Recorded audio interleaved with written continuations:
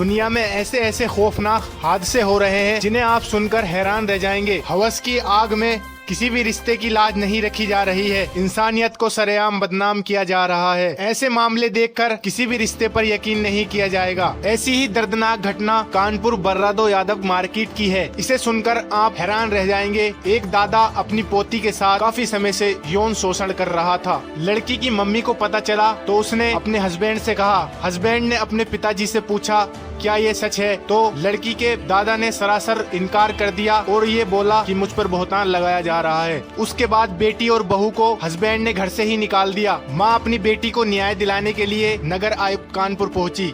देखिए पूरी कहानी पीड़िता की जुबानी।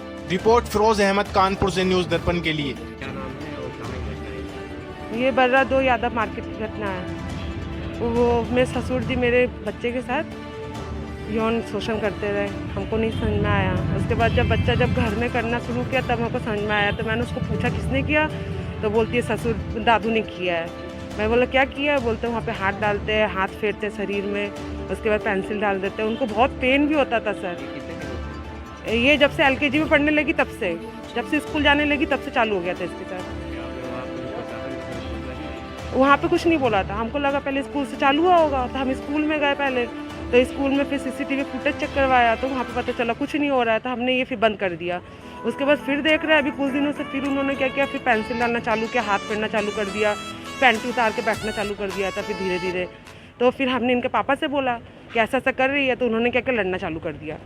मतलब आगे ना केस बढ़ाए जिससे। फिर हमको फिर घर में रहने के लिए नहीं दे रहे हैं। बोलते तेरे को अभी घर में कुछ नहीं रहने देंगे, यहाँ पे तेरे यहाँ पे हिस्सा बंटवारा कुछ नहीं होगा। ये हम 3 भाई बहनों का है, उन्होंने हिस्सा भी कर दिया है। हमको एक कमरा दे दिया है और एक जीना दे दिया। बोले यहीं पे रहेगी अब। आज आप कमिश्नर ऑफिस आइए। हाँ, यहाँ पे भेज दिया थाने। बोलती यहाँ पे नहीं एप्लीकेशन लेंगे, आप पहले थाने जाइए। यहाँ से भगा दिया गया हमको गलत तरीके से यहाँ से।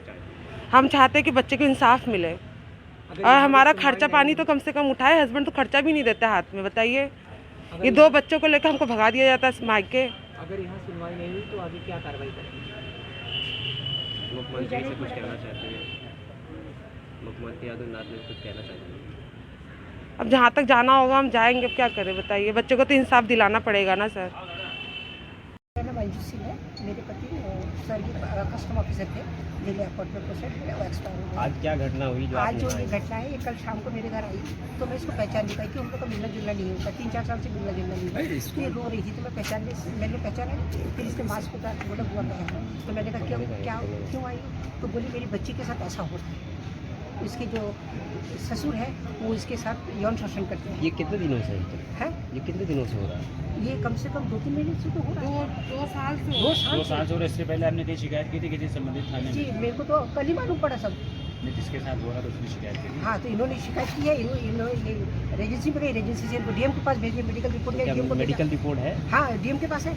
DM के पास है। आपके पास कुछ फोटोकॉपी के साथ में? कुछ फोटोकॉपी किया नहीं, रेजेंसी से कुछ नहीं आज किया। कमिश्नर ऑफिस आए हैं, क्या मालूम यहाँ से? आज एप्लीकेशन लेके आए हैं और इन्होंने लिख के दिया है कि जो मैंने देखा है, पढ़ के देखा है कि इन्होंने लिखा है अगर मेरे ससुर जी से मेरी बच्ची का यौन शोषण करेगी, ये बच्ची कल कहाँ स्टैंड करेगी?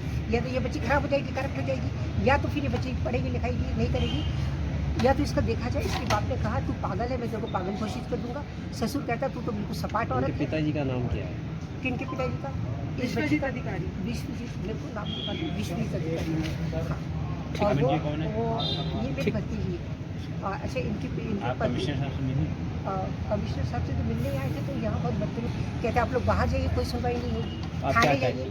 हम तो ये चाहते हैं कि बच्ची को इंसाफ मिले और ये आपका वो ना बने, क्या बोलते हैं, मणिपुर ना बने।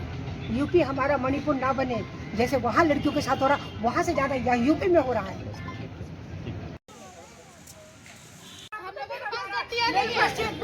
चेक नंबर है, बैंक है, क्यों नहीं सुनवाई हो रही है? कौन सा नेता है जो धमकी दे रहा है कि बस मार दो गोली, पीछे से बोलते ठोक देंगे, पुलिस वाले बोलेंगे ठोक देंगे। बंद कर दो ये विभाग, ये गंदा विभाग बंद कर दो। बहुत परेशान है। ठोको, वर्दी पहन कर ठोक दोगे तुम। सब औरतें लड़कों को भगा रहे बदतमीज से। तुम लोग को बात करने की तमीज नहीं है।